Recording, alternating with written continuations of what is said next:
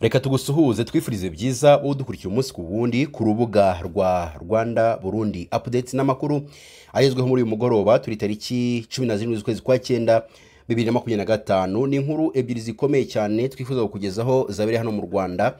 Rero nyamuneka niba dukurikira umunsi ku wundi hari kukabutara kora subscribe ntago bigoye nukureba gato video urimo kureba urabona akajambo subscribe kandi utegerezeho gatoya urabona akamenyetso kameze nk'inzogera no gakandaho kugira ngo uyidukurikire umunsi ku wundi.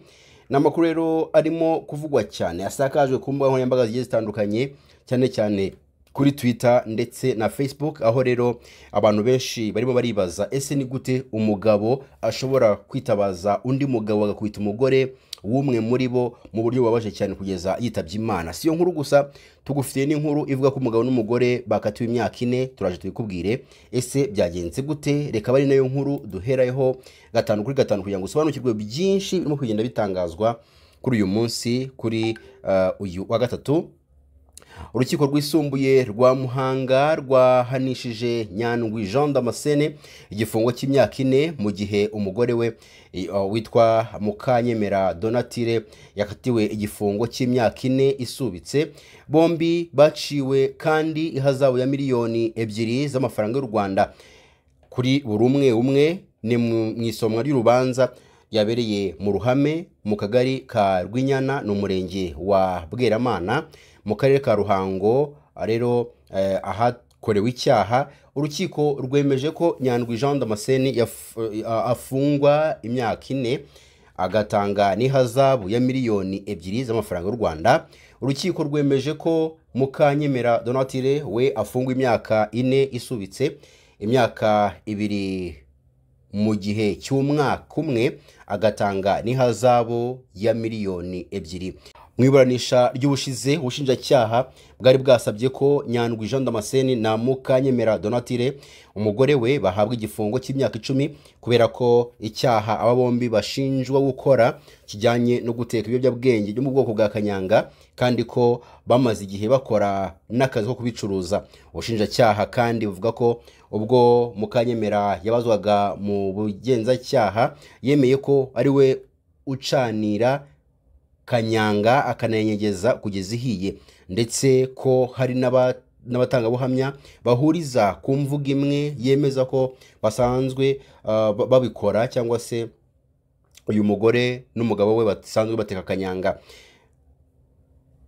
Bugashinja Nyandwi Jean Damascene umugabo we basanze adahari kuko yari yagiye gushaka ibikoresho batekesha kanyanga, ndetse ko mu byumba 3 by'inzu yabo icyumba kimwe bakigize aho batekera kanyanga. Hagaragajwe ko ubuyobozi bw'inzego z'ibanze bwemeye ndetse bukanamenya amakuru y'uyu muryango ko ukora ibijyanye no guteka kanyanga, bubagira inama burabaganiriza inshuro nyinshi ariko bakaba barinangiye bakagomeza gukora iyo ngeso. Nyandwi na Mukanyemera bakatiwe n'urukiko ndetse batakambira urukiko kugira ngo bagabanirizwe ibihano, ndetse Nyandwi avuga ko barekuye umugore we byaba byiza akajya kwita ku bana basigaye mu nzu bonyine kuko yaguye muri iki cyaha atabizi. Mu iburanisha ry'urubanza rushize aba bombi basabaga ko bahabwa igihano gisubitse, gusa Nyandwi Jean Damascene na Mukanyemera Donatille baburanye bemera icyaha, ari nabyo birimo kugenda bishingirwaho kugira ngo bagabanyirizwe ibihano. Ubuyobozi bw'umurenge wa Kiyumba na karere ka Muhanga bwashyikirijwe abagabo 2 bakekwaho gukubita bikabije umugore w'umwe muri abo bagabo kugeza ashize mu mwuka. Uru rugomo rwabereye muri centre ya Remera ho mu murenge wa Kiyumba. N'umunyamabanga nshingwabikorwa w'umurenge wa Kiyumba Gakwerere Eraste yatangaje ko abakekwaho iki cyaha barimo uwitwa Serubuga Sirasi wabanaga n'uyu mugore witwa Mukeshimana batarasezeranye. Yavuze ko bagiye gusangira inzoga bari kumwe n'undi mugabo witwa Bagirubwira Michel nawe akekwaho urwo rugomo. Bageze mu nzira hafi y'iyo centre ya Remera bakubita uyu Mukeshimana bamusiga ari intere baragenda. Ati ayo makuru yemeza ko aba bagabo bombi bakubise nyakwigendera mu gihe imvura yagwaga, babonye ko inkoni zimurembeje bamusiga aryamye barigendera. Gitifu Gakwerera avuga ko Mukeshimana n'uyu mugabo Sebuga Sirasi basanganywe amakimbirane, bakaba bari bamaranye umwaka umwe babana mu buryo butemewe n'amategeko. Avuga ko bakimara kumenya ko Mukeshimana yakubiswe kugeza apfuye, bahuruye bagezaho uyu murambo we uri, batabaza inzego z'umutekano zirimo polisi n'ubugenzacyaha. Kuri ubu ngubu rero zikaba zamaze gutangira iperereza.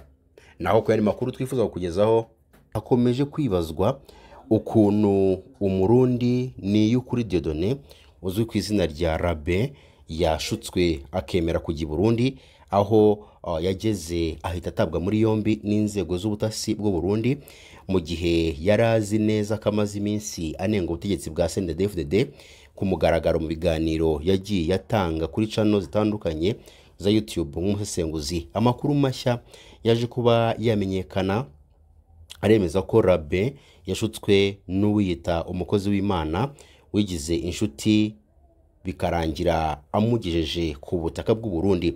Na makuru yaje kuba yatangazwa n'ikinyamakuru bwiza.com, ndetse yaje no gushyira ahagaragara, byo bivuze ko yaje gushyirwa ahagaragara aya makuru na Pacifique Ninahazwe, umaze kumenyekana cyane nk'imirimbanyi y'uburenganzira bwa muntu mu gihugu cye cy'u Burundi, nubwo nawe abarizwa mu bihugu by'amahanga mu buhungiro. Amakuru yashyizwe ahagaragara avuga ko Rabe wamenyekanye cyane kuri binyamakuru bigiye bitandukanye nk'umusesenguzi no ku murongo we wa YouTube witwa Chakeng TV, amaze iminsi 19 mu maboko y'urwego rw'iperereza rw'u Burundi SNL. Niyukuri Dieudonné yabaga mu Rwanda kuva muri 2024, aho yageze avuye mu gihugu cya Mozambique, aho yari yarahungiye avuye mu Burundi kuva 2015. Yamenyekanye cyane mu biganiro bitandukanye bitanga amakuru ajyanye n'intambara yo mu burasirazuba bwa Repubulika Demokarasi ya Kongo. Rero byatumye atumirwa ku miyoboro itandukanye myinshi ya YouTube, rero harimo cyane cyane zo mu Rwanda birumvikana, nk'uko twabivuze haruguru. Bwiza.com Bwiza TV yaramutumiye, n'izindi nyinshi zagiye zimutumira kugira ngo asesengure uburyo abona u Burundi. Yakoraga kandi asesengura politiki y'u Burundi n'imibereho y'abarundi ku buyobozi bwa CNDD-FDD, akabugereranya n'abayobozi bwawubanjirije, akagaragaza amakosa n'ibyiza byagiye bigaragara ku butegetsi bwombi. Ese abibaza uko yaba yarageze mu Burundi, biravugwa ko Rabe yinjiye mu Burundi mu mpera z'ukwezi gushize avuye mu Rwanda, byari tariki 29 Kanama 2025, ari kumwe n'umunyarwanda witwa Fabrice Rigwira umutima. Binjiye mu ntara ya Kirundo, bahahurira na Eroy Nkurunziza ndetse n'uwitwa Venani Ndikumana. Abarundi nabo bari baturutse mu Rwanda binjira mu Burundi baciye ku mupaka wa Kobero mu ntara ya Muyinga. Aba bose bahise bafatirwa mu murwa mukuru w'intara ya Kirundo, bafashwe n'iperereza ry'u Burundi.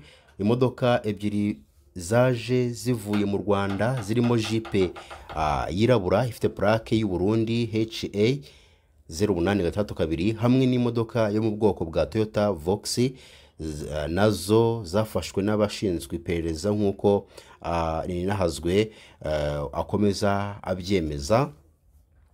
Undi watawe muri yombi wa gatanu ni Bonaventure Nkuriyingoma, umukozi wa centre yitwa Strong Bridges i Bujumbura, nawe wafatiwe mu murwa mukuru w'intara ya Gitega, aho yari arimo gukoresha imodoka ya gatatu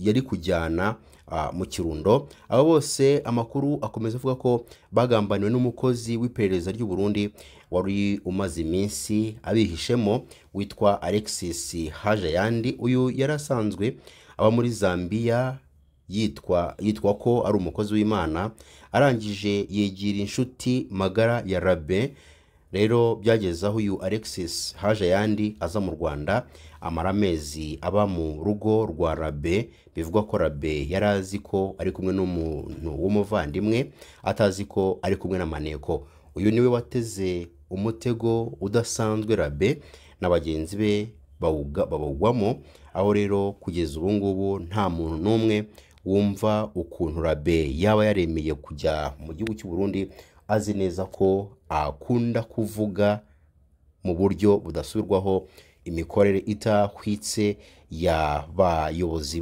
b'igihugu cy'u Burundi. Naho mu gihe mu minsi ishize hadutse umwuka mubi hagati y'inyeshyamba za Wazalendo n'abayobozi ba Kinshasa, cyane cyane mu bijyanye no kohereza General Olivier Gasita muri Uvira. Kuri ubu izi nyeshyamba biravugwa ko zohereje inyandiko Perezida Felix Tshisekedi ikubiyemo ibyo zisaba, mu gihe bemeza ko batazahemukira guverinoma ya Kinshasa. Rero bagize nabo ibyo basaba nk'ikiguzi cy'ubwo budahemuka. Ibintu basaba biteye impungenge kuko basaba kugira uruhare mu bindi bikorwa birenze kuba ku rugamba iruhande rw'ingabo za RDC FARDC mu burasirazuba bwa Kongo. Mu busabe bashyikirije intumwa za guverinoma zari zimaze iminsi muri Uvira, Wazalendo basabye ibintu byinshi. Ubwa mbere barasaba ko abaturage baba mu bice byigaruriwe na M23 babuzwa kugera mu bindi bice by'igihugu. Ikindi gisabwa nuko abayobozi boherejwe muri Uvira baba mu mujyi aho kuba i Bujumbura, umurwa mukuru w'ubukungu w'igihugu cy'abaturanyi cy'u Burundi. Bajya kure kandi bagasaba ko bakoherezwa cyangwa hakorezwa abantu babo mu bwinjiriro bukuru bw'intara ya Kivu y'Amajyepfo, kugira ngo nk'uko bavuga barusheho kurinda akarere abacengezi. Ariko ibyifuzo byabo birenze igisirikare. Barasaba kugira uruhare mu biganiro by'amahoro, harimo n'ibiganiro bya Doha. Barashaka kandi ko abayobozi babo ba politiki binjizwa muri guverinoma, yaba ku rwego rw'igihugu n'urw'intara ndetse no mu nzego za leta z'ibigo bya leta, kugira ngo ibyo basaba bikurikizwe cyangwa se bikurikiranwe. Basabye ko hashyirwaho umujyanama wihariye ushinzwe ibibazo bya Wazalendo ku rwego rw'igihugu. Kugeza ubu bivugwa ko nta bisubizo birahabwa bano basirikare cyangwa se uyu mutwe w'iterabwoba. Gusa mu begereye Felix Tshisekedi, umujyanama yasobanuriye RFI ko ibyo bisabwa bigomba gukemurwa binyuze mu rwego rushinzwe inkeragutabara.